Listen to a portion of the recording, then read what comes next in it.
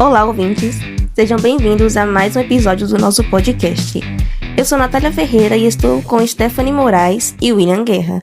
Hoje vamos mergulhar em um Capital de Karl Marx, especificamente no capítulo de assim chamada acumulação primitiva. Para entendermos como surgiram as bases históricas do capitalismo, qual o papel do Estado nesse processo e como a violência, a expropriação e a desigualdade foram fundantes desse sistema que moldam nossas vidas até hoje. A pergunta fundamental de hoje é: até onde vai a ganância acumulativa? Publicado em 1867, o texto, a assim chamada Acumulação Primitiva, é um capítulo que compõe o primeiro livro do Capital, do teórico alemão Karl Marx. Esse texto mantém sua atualidade histórica. A chamada acumulação primitiva, que Marx denomina o texto, é apenas o processo histórico que dissocia o trabalhador dos meios de produção no processo de transição do modo de produção feudal ao modo de produção capitalista. Assim, é considerada primitiva porque constitui a pré-história do capital e do modo de produção capitalista. Este texto é fundamental em várias dimensões, sobretudo para compreendermos a ganância interminável pela acumulação de riquezas por aqueles que vivem da exploração do trabalho alheio. Exatamente isso, William. A leitura desse texto nos permite compreender que, ao longo da história do capitalismo, a riqueza tem sido gerada a custo dos elementos da natureza e pela expropriação e exploração daqueles que não detêm outro meio de sobrevivência senão a sua força de trabalho. Isso nos leva a um ponto fundamental. Não apenas a força de trabalho se tornou uma mercadoria, mas a própria natureza.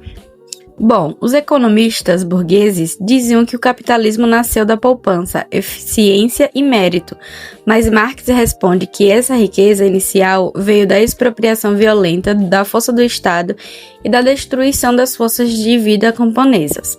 Sendo assim, o sistema capitalista ele pressupõe pela dissociação entre o trabalhador e os meios de produção. Ele nasce produzindo assalariados de um lado e do outro, capitalistas.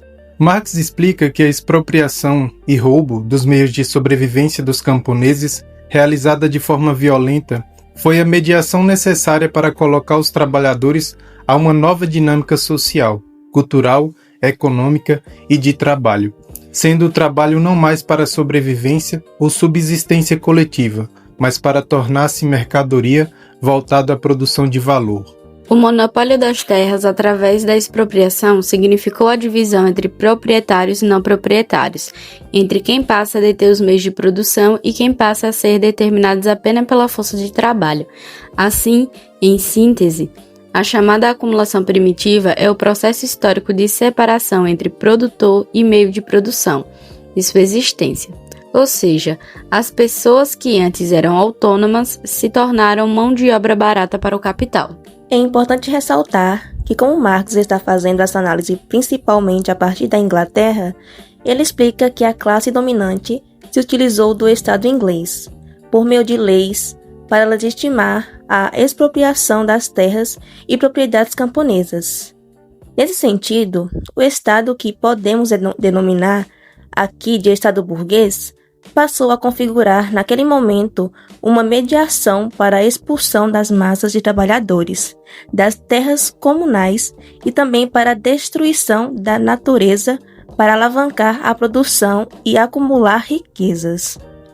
No caso da Europa, a servidão, que garantia o mínimo da sobrevivência camponesa dentro do modo de produção feudal, cai em desuso e é substituída pelo trabalho assalariado e livre de dentro da estrutura da sociedade do capital. E assim, Marx diz que os burgueses, legitimados pela nova estrutura social, ganham a liberdade de manter os trabalhadores na escravidão. A importância dessa análise do Marx ultrapassa o contexto histórico, social, econômico e político que ele se utiliza. É possível compreendermos que, no sistema capitalista, faz parte do processo de sua expansão a formação cada vez mais constante de trabalhadores expropriados, de trabalhadores que têm somente e unicamente a força de trabalho. Isso significa que a forma mais eficaz de produzir valor é a formação de uma massa empobrecida de trabalhadores disponíveis para a produção de riquezas e prontos a aceitar a submissão e condições precárias de trabalho, que lhes arranca não só o tempo de vida, mas o encanto e a autorrealização que poderia ser produzida pelo trabalho, pela atividade humana, enquanto uma atividade em que o homem se faz a si mesmo. E aqui vai uma outra questão para o debate. A privatização de terras e bens comuns no século XVI não se parece com a privatização de recursos naturais de hoje? Totalmente, Natália. Em nossos dias, a compreensão do Marx descrita nesse capítulo nos permite entender muitas questões. Primeiro que, como o próprio Marx diz, a situação da classe trabalhadora piora à medida em que o capitalismo expande seus domínios. Como o capitalismo ele tende a concentrar e transformar tudo em valor e em produto, a busca pela produção e a acumulação de riquezas por grandes empresas capitalistas tem aniquilado os modos de vida dos povos originários e tradicionais. Vemos isso todos os dias no Brasil, comunidades indígenas com seus territórios e modos de vida em xeque, devido ao avanço da mineração, dos sistemas de monoculturas, da extração de madeira e construções de barragens, desvios dos rios que inundam as comunidades. Tudo, desde o que o capitalismo surgiu, tem sido transformado em produto e mediado pela lógica capitalista de acumulação de capital. E todo esse processo de expropriação e exploração de territórios indígenas, por exemplo, tem legitimidade dos agentes estatais. Agora, vou trazer uma outra pergunta para podermos refletir. Até que ponto o Estado moderno continua atuando para proteger o capital e disciplinar o trabalho? Veja, o Estado moderno, seja monárquico, liberal ou republicano, sempre serviu como instrumento para concentrar riqueza e atender aos interesses da classe burguesa. Um exemplo que Marx traz é a dívida pública. Ela aparece como uma das maiores alavancas da acumulação, e o sistema tributário recai sobre o trabalhador e não sobre o capitalista. Bom, depois de explicar todo esse processo, o Marx ele afirma que o capitalismo cria as condições de sua própria superação. A centralização do capital, o aumento da miséria relativa e a organização da classe trabalhadora apontam para a ruptura do sistema. Só que isso não significa determinismo.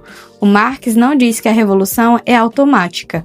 Ele mesmo alerta para as forças ideológicas, culturais e educacionais que mantêm a classe trabalhadora presa ao sistema.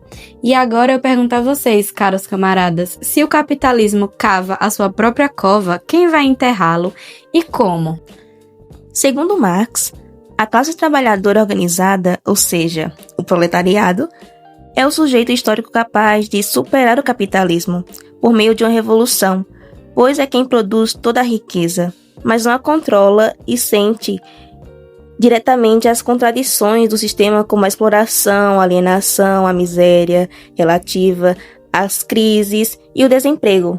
Diante disso, a revolta da classe trabalhadora, cada vez mais numerosa, disciplinada, unida pela luta coletiva, pela organização política, pelo enfrentamento das contradições do sistema, pela ruptura revolucionária e pela construção de novas formas de produção, de poder e de vida coletiva, é capaz de vencer. O capítulo mostra que a acumulação do capital nasce da violência, mas hoje, em pleno século XXI, será que essa lógica mudou?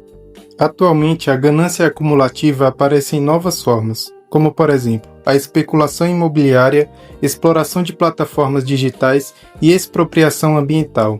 Assim como no século XV, ainda vemos cercamentos, como a privatização da água e das florestas. Sendo assim, a acumulação continua sendo interminável e incompatível com a vida. E aqui vai uma pergunta final para o público nos responder nos comentários. É possível pensar um modelo econômico que não se baseie na expropriação?